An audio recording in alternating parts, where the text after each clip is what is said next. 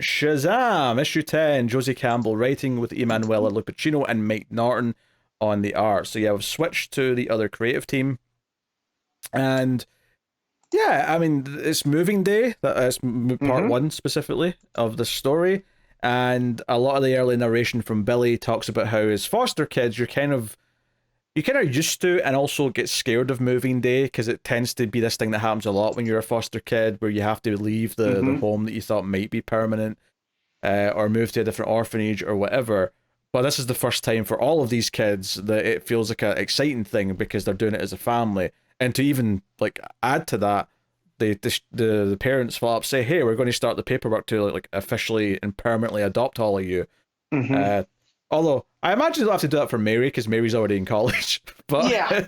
she feels like she's old enough to just be around if she wants to. Yeah, she it's definitely her chosen family. So if she wants to be there, no one's gonna tell her she can't. Unlike the other ones. Yeah, the actual plot of this, well, before we get to the main plot, there's two things I want to point out. Is that they set up this neighbor character who's like a teenage girl who Billy clearly has the hots for. Freddie might too. Although Freddie might actually just really want to talk about his Juvan, which is the other minor plot point I wanted to mention here. The Shazvan. Which I'm so glad Josie Campbell hasn't lost the Mark Wade silly touch. I feel like the Z is so like, see if you just took out the Z, it would actually sound good to say Shavan. Right. You could say it, but having to say the Z makes it really hard to say. Shazvan, which definitely makes it a Freddy thing, right? Freddy doesn't think things through all the way. There's even like the wizards like on the side of the van, like it painted on.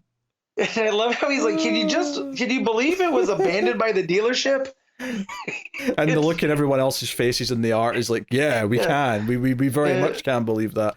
Anyway, the main plot, once it gets going though, is that once they're going back into this rebuilt house that Zeus helped them rebuild, that basically Zeus took it upon himself to, because we already had that thing where the closet in Billy's room was like a gateway to the Rock of Eternity. Zeus decided to like add more of those so that he had his own little pocket dimension where he could like hide from the other gods. So they open a door and it's like a hell leading to a columned like to like the Parthenon. Yeah. It's like one of Zeus's temples. I'm assuming it's not literally that one, but like just a sort of general Roman sort of building. And yeah, he basically just wants to chill out here. And there's a lot of sort of fun dialogue with the nymphs basically saying, we're the only ones who can stand being around him because he's such a shit. Anymore. Yeah, well, it's Zeus's man cave, right? Pretty much. They mentioned this is that it was one of the places that he hid during Hera's, taking over of Olympus. So, just the fact that he's essentially in his garage tinkering with things. And now he has his own much bigger garage. I thought that was funny. He's also let some of the other Shazam gods in this trick. So it seems like there's actually multiple gateway portals in the house, basically turning in the Billy Batson household into like just this weird psychotic maze of like hidden interdimensional doors that everyone's getting lost in. Yeah, they talk about how they use the magic from the Rock Eternity to duct tape these dimensions together, and how that's kind of dangerous because we don't know, you're messing with time and space at that point. But I do love, who is it? Is it Eugene or the dad? Is it Victor? He goes, "Why is the bathroom a Roman temple?" And then Mercury's just looking over his shoulder like, "What are you doing here?" Yeah, because Tawny opens a door and it's I think it's like Hercules is watching some wrestling. Yeah. So of course, very quickly this monster shows up to fight Zeus, and Zeus is like, "Wait a minute, what is this feeling in my arm?" And they're like, "That's pain. You're feeling pain, Zeus." So Mary and Billy Shazam up, and I think one of the interesting things about this is this really felt like Billy and Mary were co-leads of this book. Which is interesting because obviously she wrote the Mary book, and this feels like she's going to treat her as like a, like I say, a co-lead. Yeah, it feels like they were kind of making decisions together. Mary even references the fact that all her gods that give her powers are different now. Yeah. So, yeah, fun stuff. But yeah, they fight this big purpley dragony, triple eye monster looking thing. So it's a whole to do.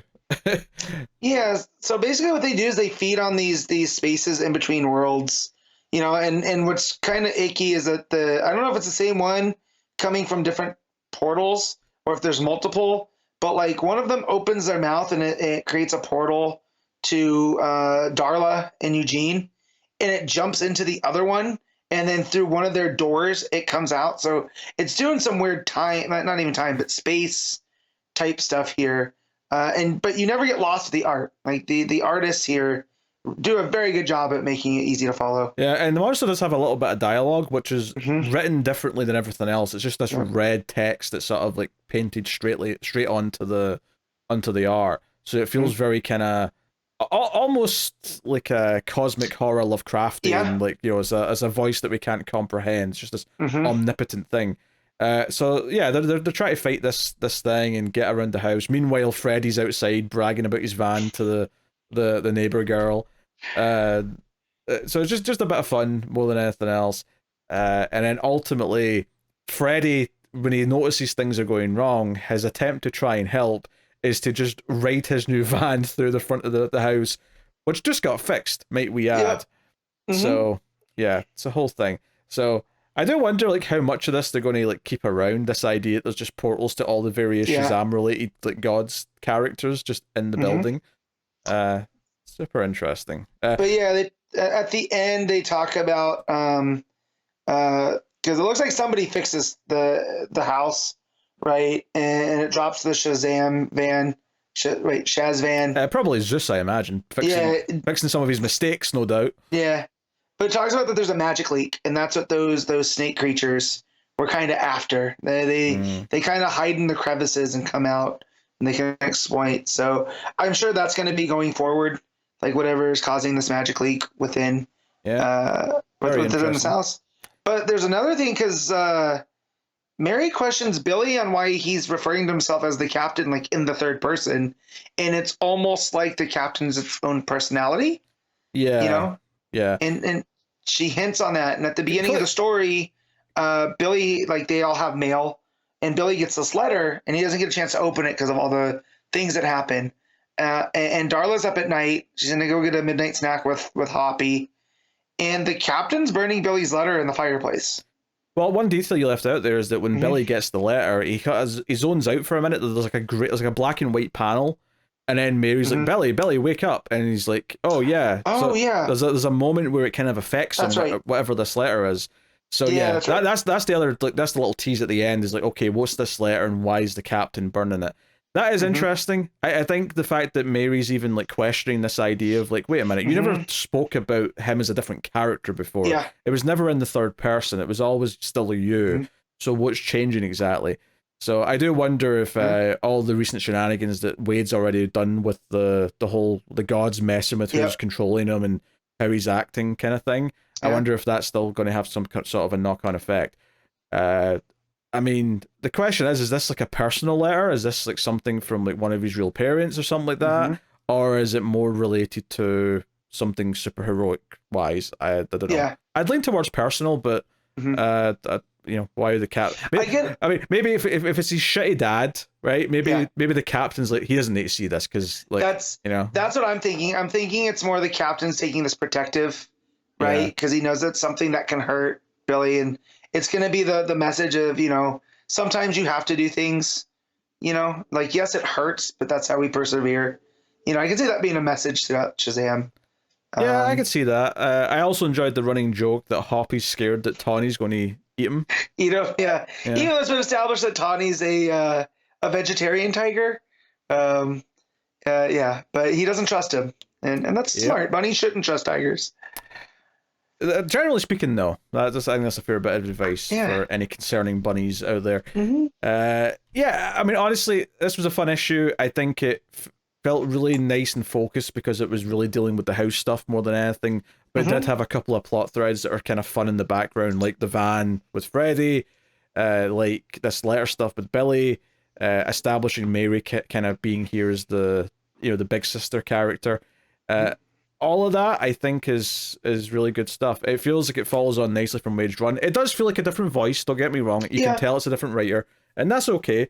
Luckily, I also like Josie's take on these characters, so that's okay. It wasn't too much of a bridge to Gap, right? No. Like, because we have been enjoying her in Amazon's Attack. We enjoyed the Mary Marvel mini, so it felt right at home. But yeah, I was kind of missing a little bit of that sheen that Wade brought on. So yeah. Yeah. I don't know if there was anything in this issue that made me laugh quite as much as some of the stuff that Wade had in a lot of his issues, but it was making me crack some smiles. It was making me chuckle. Like, you know, the Freddie Van stuff was really funny. Freddie being completely oblivious to what's going on in the house because he's talking to a girl, right? But then it's not just he's talking to the girl; he's talking up the van. Yeah, that was the funny thing to me, is that clearly Billy was attracted to her. But Freddie, though, I think he just wanted to brag about his van. I don't think it's because he's actually trying to hit on her. Yeah, well, and then he says, too, it's like, not to brag, but my family knows superheroes, you know, and it's that whole vibe that he has. I'm glad that each of the distinct personalities that we've had for at least a while with the Shazam kids have remained intact. Yeah, and so Freddie's Shaggy, the Captain Scooby-Doo, Mary is Velma, Darla's Daphne. That one feels weird, but yeah, that's right. I was gonna let you get there on your own. I don't know who Fred is. Either maybe Pedro and Eugene combined, or Freddy. I don't know. Yeah. But yeah, no, they have these distinct personalities that I'm glad carry on, and I'm glad it still kind of has the same tone as Wade's. It's a little bit different, but it's you know, the silliness still continues. I mean, now that we've shifted to a new writer, I am concerned that it's probably only going to last maybe another arc or two, just because I don't know how successful it'd be to have a long run, which is a shame, because I like this voice for the characters, and between these other books that she's written, it feels like she's been with Mary Marvel a while now, and it would be nice to sort of see what she actually does if she gets a chance to do a longer story with this family. So because while she's, you know, so far has only had the Mary Marvel, the Revenge of the Gods, and Amazon's Attack, that's a pretty lengthy run on that one character into Shazam. So I like to see what she does with other characters too. Yeah, but I mean, I hope this lasts as long as it can. I suspect, though, it might only be another arc or two before it ends up being cancelled, sadly. But I hope I'm wrong. I hope it keeps going. But I'll enjoy it while we have it, and hopefully it sticks around for a bit. We haven't said much on the art, which is obviously, you know, Lupacino's a very good artist. But that's not the only artist we have here. We do have more than one artist on this book. How did you find that? So I couldn't really tell. Like I like Lupacino a lot. So I feel like Norton's art, I couldn't really tell where really one began and one ended.